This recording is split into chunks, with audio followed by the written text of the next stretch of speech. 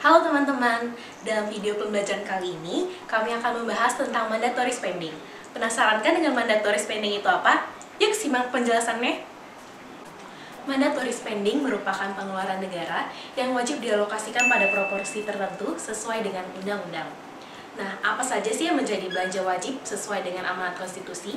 Yang pertama ada dalam UUD 1945 amandemen keempat, yang berisi negara wajib mengalokasikan sekurang-kurangnya 20% dari APBN untuk kebutuhan penyelenggaraan pendidikan. Yang kedua ada dalam UU nomor 33 tahun 2004 tentang perimbangan keuangan antara pusat dan daerah, yang isinya ada dana bagi hasil, dana alokasi umum, dan penyediaan dana otonomi khusus. Dana bagi hasil merupakan dana yang bersumber dari pajak dan SDA yang dialokasikan kepada daerah berdasarkan dengan angka persentase tertentu.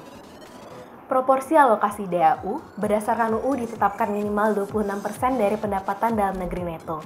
Pendapatan dalam negeri neto adalah penerimaan negara setelah dikurangi dengan penerimaan yang dibagi hasilkan ke daerah. Yang ketiga ada penyediaan dana otonomi khusus.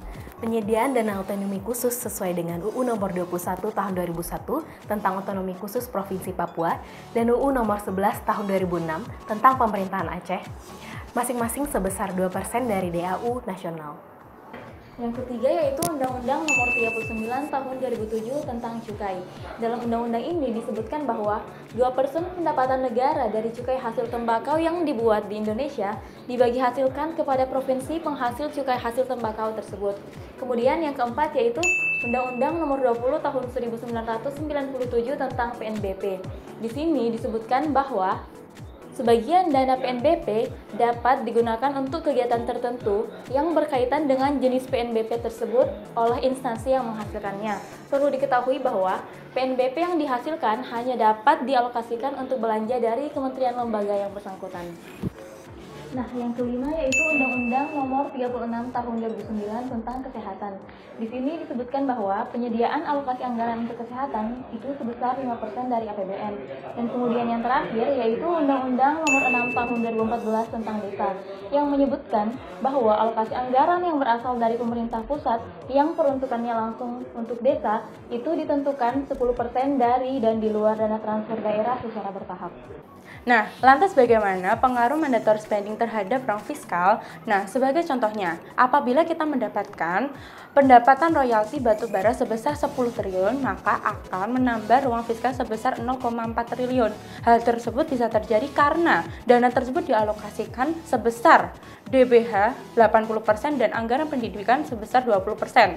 Nah, DBH 80% merupakan bagian daerah untuk penerimaan pertambangan secara umum yang diamanatkan sesuai dengan UU nomor 33 tahun 2004 tentang perimbangan keuangan antara pemerintah pusat dan pemerintah daerah. Nah, perhitungannya sebagai berikut. Pendapatan royalti batubara sebesar 10 triliun akan dikalikan dengan DBH 80% dan akan menghasilkan 8 triliun. Kemudian 8 triliun akan dikalikan dengan anggaran pendidikan sebesar 20%. Nah, akan menghasilkan 1,6 triliun. Kemudian hasil dari 8 triliun ditambah dengan 1,6 triliun akan menghasilkan 9,6 triliun. Kemudian dikurangi selisih dari 10 triliun dikurangi dengan 9,6 triliun akan menghasilkan 0,4 triliun yang akan menambah ruang fiskal. Nah, secara ringkas akan dijelaskan dalam bagian berikut. Dengan demikian, penambahan pendapatan atau penerimaan yang sebesar X rupiah tidak akan secara otomatis menambah ruang fiskal sebesar X rupiah karena terdapat mandatory spending yang harus terpenuhi.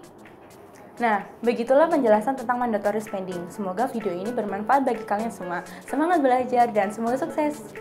Dadah!